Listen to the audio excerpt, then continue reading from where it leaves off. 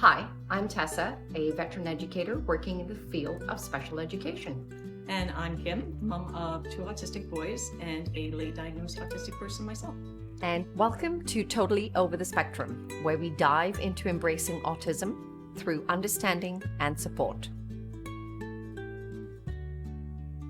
Welcome to episode 57, and we're going to be talking about adults and dysregulation, courtesy of a comment by one of our listeners. Take it away, Kimberly. Yeah, we had a comment on TikTok a little while back, and we always read all of the comments we get, and I try to answer as many of them as I can. So thank you to everyone who leaves a comment. And if you're enjoying this podcast, please consider subscribing. It's free. Thank you. And it helps us make more content. So we always record a few episodes in advance just in case something catastrophic happens and we don't want to miss a week. So apologies that this is not as timely a response as it could have been. Here we go. Okay, the comment was from TheAnthillCommunity. Love that. And they said, if anything, adults don't regulate even close to how much children do. I don't think it's something we've really learned to do as parents, or even not. We've learned to regulate others, but not really ourselves. At least an emphasis on this, not in healthy ways. Would love to hear your thoughts on this. We would love to talk about it. Thank you. Yes. I think there are a few parts to this. I got very excited over this comment because I think there are a few parts to this. I did too. Okay. Yeah. I got very excited about this. So the first thing I have is that many adults are late diagnosed. So we didn't get the support that we needed when we were young to help us learn to regulate ourselves in healthy ways. Like I pretty much run on caffeine and anxiety. But I've been learning to put in healthier strategies since I got my diagnosis. Like I have a better understanding now of what I need. And I feel like the diagnosis gave me permission to people please less, which is really what she's saying, learning to regulate others and not yourselves. That's people pleasing. I agree with you. I agree that the diagnosis, the education, all of it has evolved over time. It is getting better. Is it great? No, it's got a long way to go.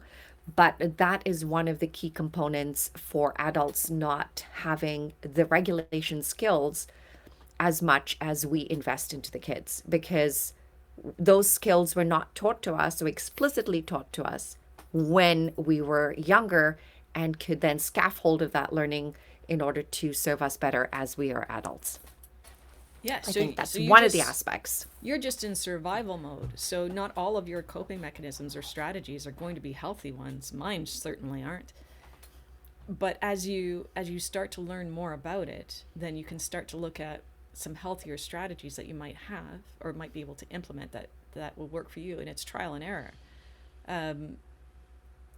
Like people pleasing, like putting other people's needs first, that's often at the expense of yourself, like of your own needs, and that's reinforced at a really young age. It's like a fawning response. So that happens for a lot of autistic people, but for late diagnosed autistic people, you might not have anyone supporting you to say, hey, that's not okay, the way that person treats you is not okay, and you will just continue to make excuses for being treated that way. Like I didn't know I was doing that until I heard about it from other autistic people who had experienced it. And we mask a lot. So we're trying to suppress all of our self-regulating behavior so as not to stand out and not to be discriminated against. So there's a lot going on for late diagnosed adults, especially. Yeah, and I think we've always been taught to those advocation to advocate for others rather than for ourselves, right? It's really difficult for anybody, whether you're neurotypical or neurodivergent, to really advocate for yourself. I think a lot of people find it a very stressful process, and therefore those self-advocacy skills are not as potent as one would need them to be to help you regulate better. When you are told that you are wrong, everything about you is wrong your entire life, you don't feel worthy enough to stand up and advocate for yourself. Yeah, absolutely. So the second thing I have is that The demands of life are higher for adults. You got responsibilities, you got bills to pay, you got employment, which is a whole series of episodes that we've done because employment's a thing. How problematic and stressful that is. Relationships are more complicated, social expectations are higher. And on top of all of that, you might also be a parent. So now you have to try to meet your own needs plus someone else's needs. And all of that can make regulation a lot harder. Yes, it is. I agree with you on that one. And I think, uh, especially, they found a study in the UK, which I found what was very interesting. It says emotional dysregulation is heightened in autistic females in comparison with autistic males and or borderline personality disorder. And when I first read that title, I was like, "Oh, how rude!" I was like, "Oh, as a female, it's like how rude." But as I went on to read it and and really do the due diligence properly, I was like, oh, I get it. But the title did not express what the outcome of the article was all about. It was just trying to say, in a little bit, not such a nice manner, that the complexity of women in general as being multitaskers and just being, with having all of those hormones jumping around in every crazy situation leads to us being far, can lead to us either neurotypical or neurodivergent, a little bit more dysregulated at certain times of the month. So that's just one of the aspects of it. And if they become parents, they are a lot of times become the primary caregiver in the situation. So you add that to it. So that was my, ooh, how rude moment. And then I was like, okay, I can see some points of it, but still how rude. Okay, there you go. That's me. It's rude to say that women are more dysregulated because of hormones. That's rude.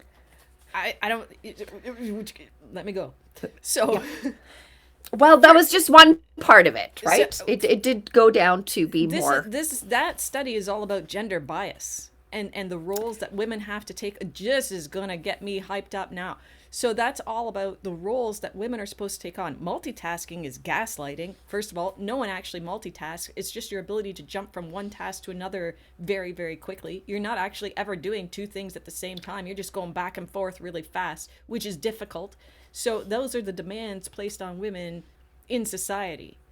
Those Yeah. it's Of course that's dysregulating. We're expected to be and do everything all the time, and then they're gonna say, "Oh, and then your hormones flare up once a month." How about no? How about no?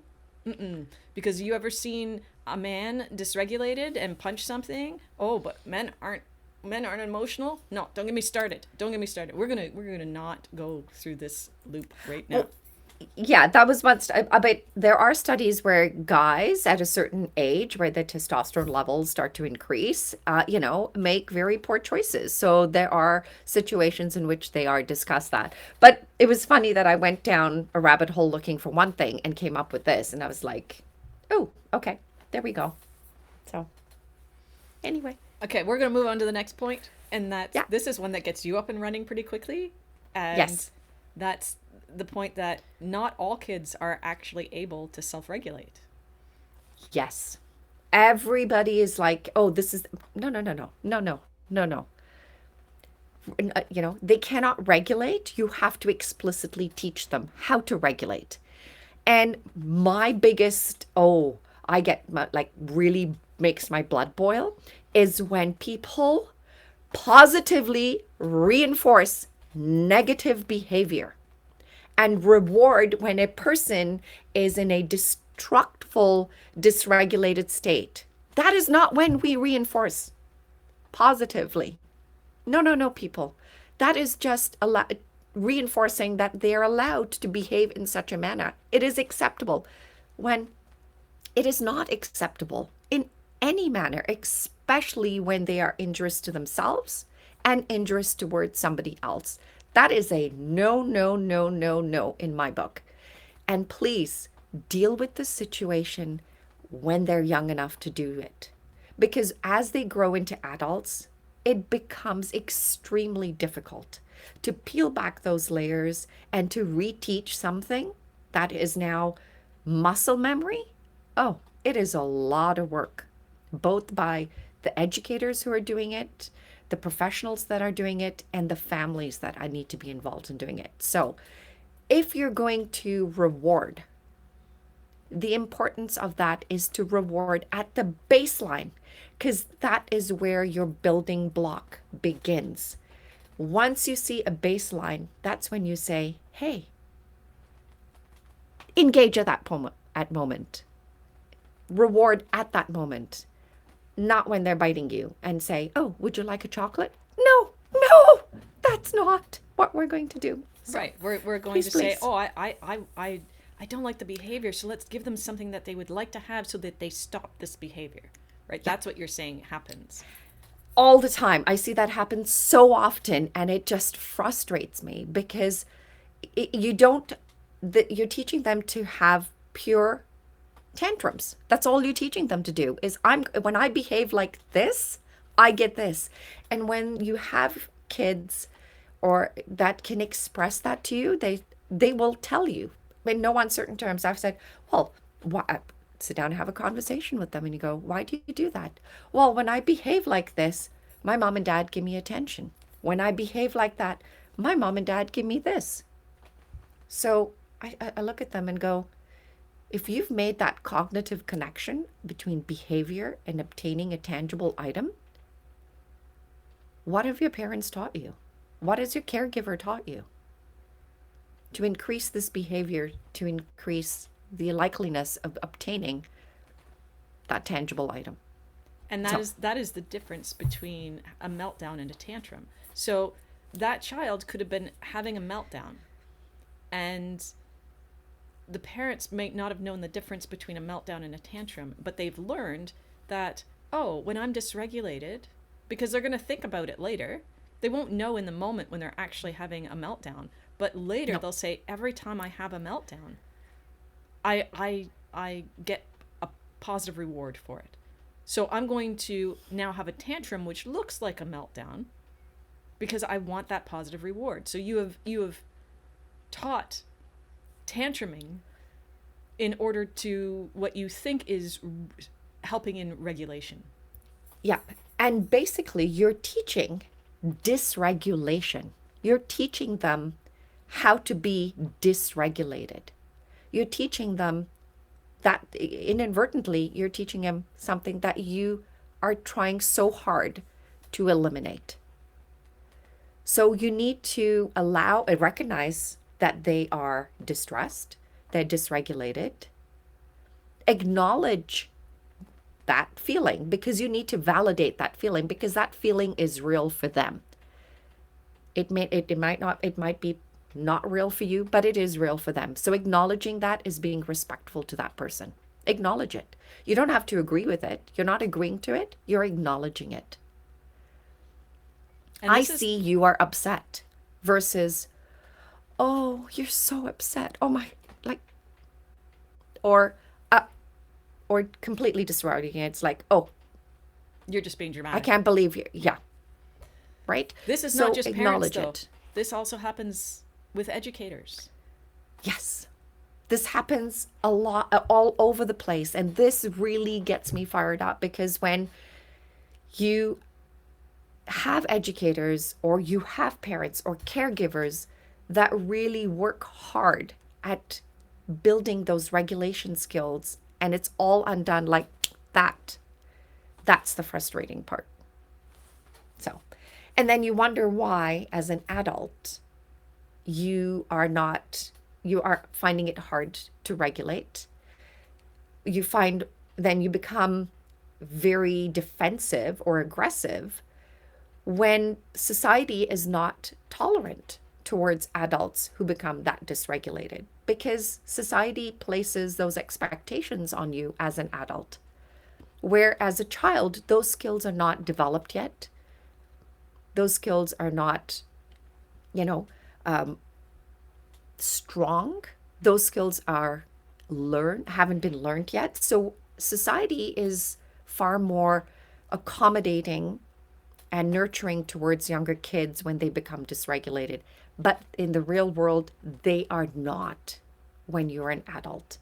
And when that dysregulation leads to aggression, the punitive system does not matter whether you are special needs or not, or if you're neurodivergent or neurotypical, it does not.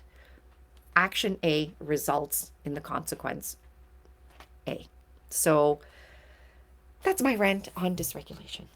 You're you're you're absolutely right. It's not all autistic adults end up with a fawning response, with a people pleasing response, or going home and being burnt out and just being internalizing a lot of their emotional dysregulation. Some adults will get violent, and Mm-hmm. that's especially true when they grow up with positive reinforcement for violent behavior when they're young.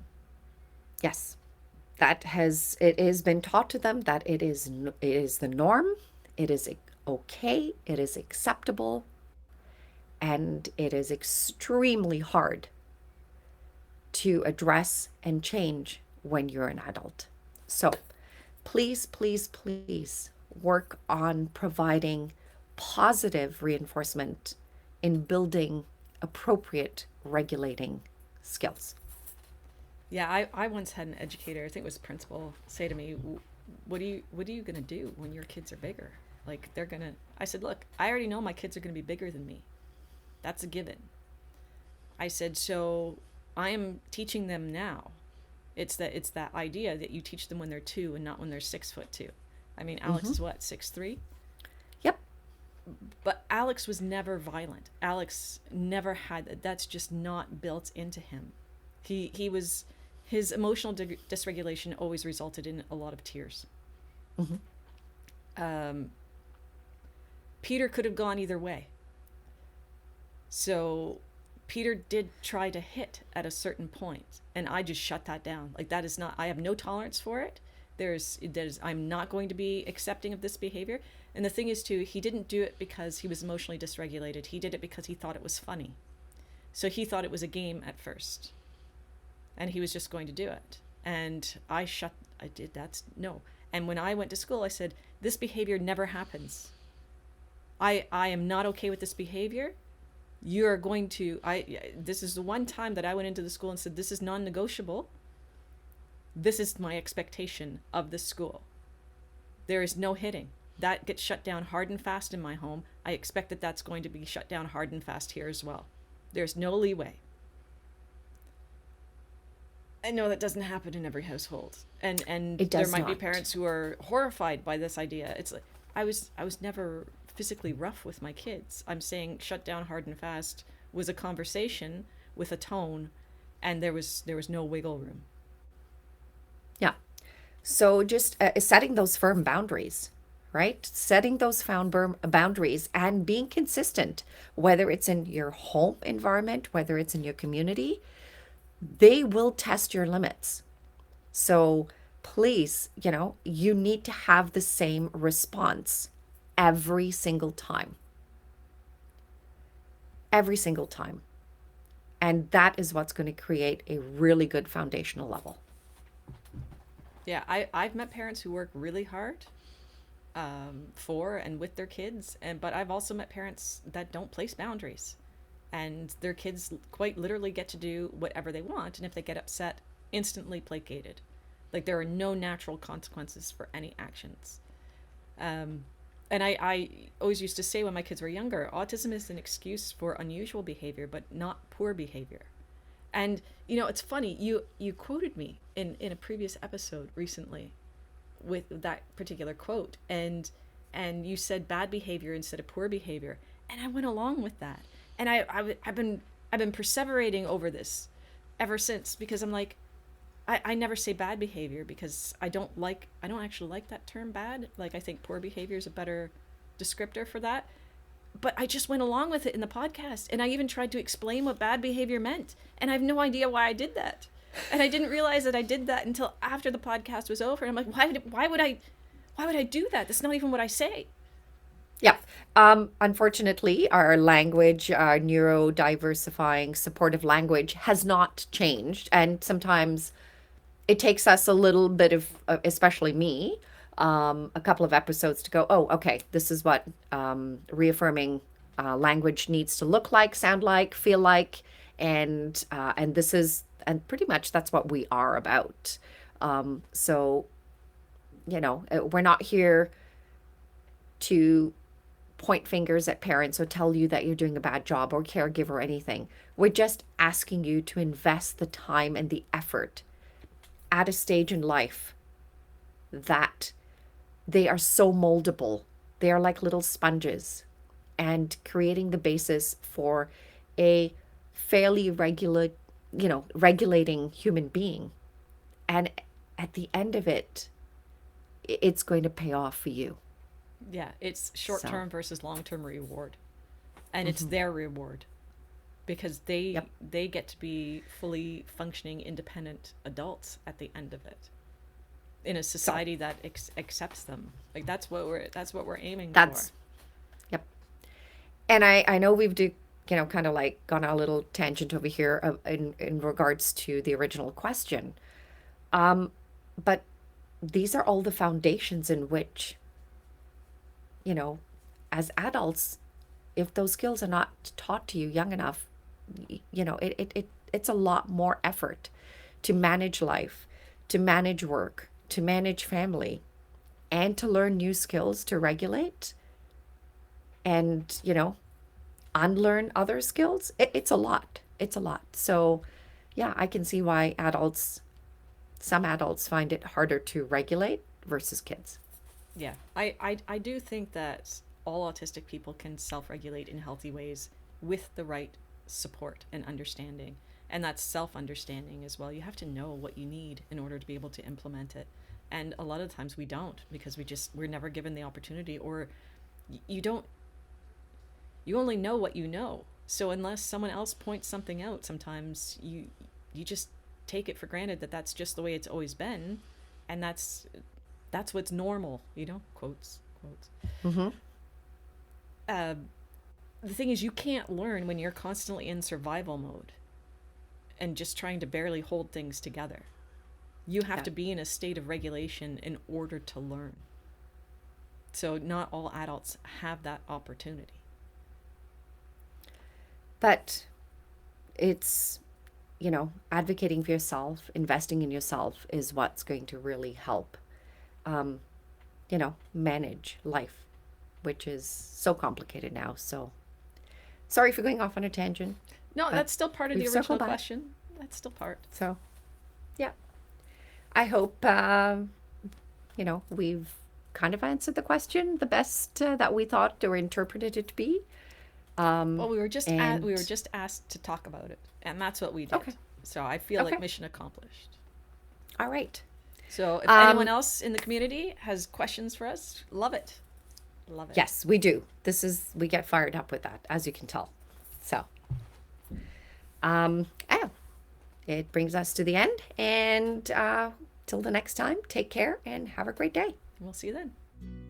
Thanks for tuning in. If you know someone who might find this episode helpful, feel free to share. Also, check out our website and socials linked in the description.